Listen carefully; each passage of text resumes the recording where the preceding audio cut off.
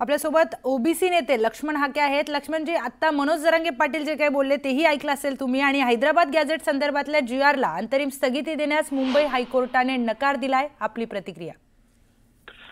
खरं तर अंतरिम स्थगितीस नकार न देण्यानं ओबीसींचं खूप मोठं नुकसान होणार आहे, झालेलं आहे। कारण येऊ घातलेल्या 1 महिन्याभराच्या कालावधीनंतर लोकल बॉडीचे इलेक्शन होणार आहेत आणि इथलं ओबीसीचं आरक्षण आज रोजी संपलंय। पण सन्माननीय न्यायालयानं शासनाला एक ॲफिडेव्हिट दाखल करायला सांगितलंय। सामाजिक न्याय विभागाला निर्देश दिलेले आहेत की ज्या याचिका आमच्याकडे सादर झालेल्या आहेत त्याची उत्तरं तुम्ही द्या। पण दुर्दैव असं आहे की न्याय व्यवस्थेमध्ये खरं तर अंतरिम स्थगिती मिळायला हवी होती, कारण सर्वोच्च न्यायालयाचा अवमान करणारी घटना महाराष्ट्र शासनानं या GRच्या माध्यमातून आले। GRच्या माध्यमातून हा जो निर्णय झालाय, हा निर्णय एकदम ओबीसीच्या आरक्षणाच्या मुळावर घाव घालणारा निर्णय आहे।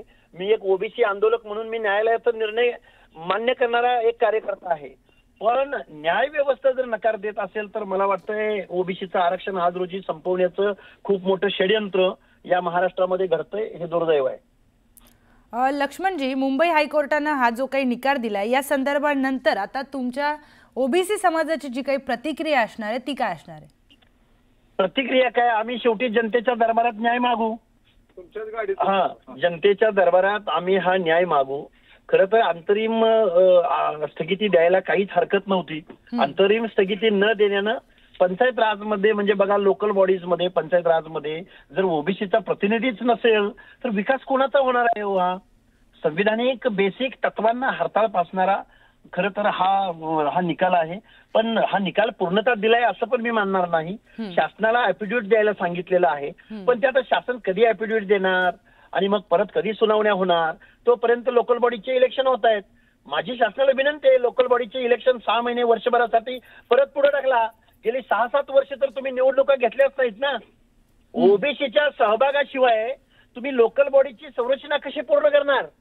हे दुर्दैव आहे महाराष्ट्राचं आणि ओबीसींचं की महाराष्ट्रामध्ये ओबीसीचं आरक्षण संपत असताना कोणीही कुठलीही व्यवस्था संविधानाच्या संविधानिक तत्वांना डोळ्यासमोर ठेवून कोणीही वागताना दिसून येत नाही। हा आंदोलक म्हणून माझा हा रोष आहे इथल्या व्यवस्थेवर।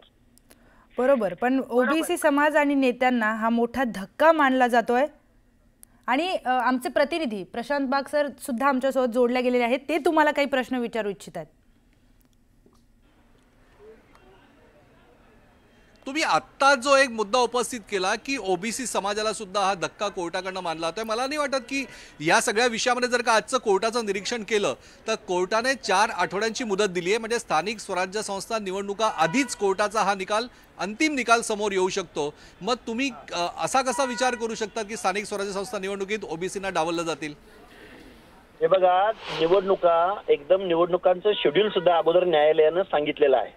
1-2 महिन्याच्या कालावधीमध्ये जर सुनावण्या झाल्या नाहीत, कोर्ट सुट्टीवर गेलं तर लोकल बॉडीचं ओबीसी विना किंवा ओबीसीच्या या निर्णया विना निवडणुका घेणार का? आणि जर असं होणार असेल तर आमची ओबीसींची ओरड आहे की आमचा जो मराठा समाज आहे, तो मराठा समाज जो मूळ ओबीसी आहे, त्या मूळ ओबीसीला खूप मोठे थ्रेट्स पोहोचवणार आहे। त्यांचं प्रतिनिधित्व जागेवर डायरेक्ट ब्रेक होणार आहे, कारण त्यांच्या स्पर्धेमध्ये गावगाड्यातला जो सोशली बॅकवर्ड समजला जाणारा ओबीसी आहे तो त्यांच्या स्पर्धेमध्ये त्यांना कॉम्पीट करू नाही शकत। हे वास्तव आहे। कुणी कुठल्या तज्ञाला विचारवंताला बोलवायची गरज नाही। मराठा समाजाच्या तुलनेमध्ये एखादा बलुत्यामधला सुतार, लोहार, कुंभार, बेरड रामोशी कॉम्पीट करू शकणार आहे का? कोणीही इथल्या व्यवस्थेमधला एकही विचारवंत तज्ञ बोलायला तयार नाही। हे कसं काय असू शकतं? सर्वोच्च न्यायालयाचं 650 पानाचं जजमेंट आहे की मराठा समाज सोशली बॅकवर्ड प्रूव्ह करू शकत नाही। तुम्ही त्यांचं ओबीसीकरण अमान्य केलेलं आहे ऑलरेडी सुप्रीम कोर्टानं। असा निर्णय घेण्याचा अधिकार महाराष्ट्र शासनाला दिला कोणी? जी विखे समिती आहे, उपसमिती आहे, या विखे उपसमितीचा संविधानिक दर्जा काय? हे काय चाललंय महाराष्ट्रामध्ये? आज ज्या 3 याचिकांवर सुनावणी झाली, ज्या आक्षेप घेणाऱ्या याचिका होत्या, तर या याचिकांमध्ये तुम्ही आता जे मुद्दे उपस्थित केले हे मुद्दे सुद्धा होते आणि कोर्टानं आज दिलेल्या निकालामध्ये या सगळ्याच मुद्द्यांची नोंद घेतलेली आहे। पण प्रोसिजरल पार्ट म्हणून त्यांनी स्थगिती द्यायला नकार दिलाय। अर्थात राज्य सरकारला मेरिटवरच तुमचा हा निर्णय का आहे ही भूमिका स्पष्ट करायला सांगितलंय। एक ॲफिडेव्हिट करावं निवडणूक आयोगाला राज्य शासनानं। बोला। आणि पंचायत राजच्या निवडणुका पुढे ढकलाव्यात. ज्याच्यावरती इन्फ्लुएन्स होणार आहे, ज्याच्यावरती खूप मोठा प्रभाव पडणार आहे या निकालाचा, तो प्रभावशील घटक जर ओबीसीचं आरक्षण संपणार असेल तर पुढे ढकलाव्यात या निवडणुका. जोपर्यंत सन्माननीय न्यायालयाचा अंतिम निर्णय येत नाही, मी तरी बोलत नाही, अंतिम निर्णयापर्यंत थांबा ना. गेली 6-7 वर्ष तुम्ही ऑलरेडी थांबलेले आहात, तर अजून एखादं वर्ष थांबा. सन्माननीय न्यायालयाला हिअरिंगवर हिअरिंग घ्यायला लावा. तुम्ही ओबीसीचा हक्क अधिकार जे संविधानाने दिलेले आहेत ते तुम्ही रद्द करायला निघालेले आहात. मी शेवटी न्यायालयाचा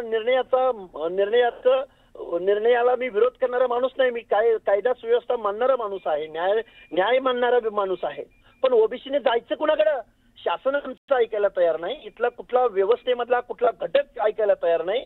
ओबीसीचं नक्की चाललंय काय या महाराष्ट्रामध्ये? महाराष्ट्राच्या अगोदर बिहार नाही. लक्ष्मणजी, आपले धन्यवाद आपण दिलेल्या सविस्तर प्रतिक्रियेसाठी, आणि प्रशांत आपलेही धन्यवाद. पुढची महत्त्वाची बातमी.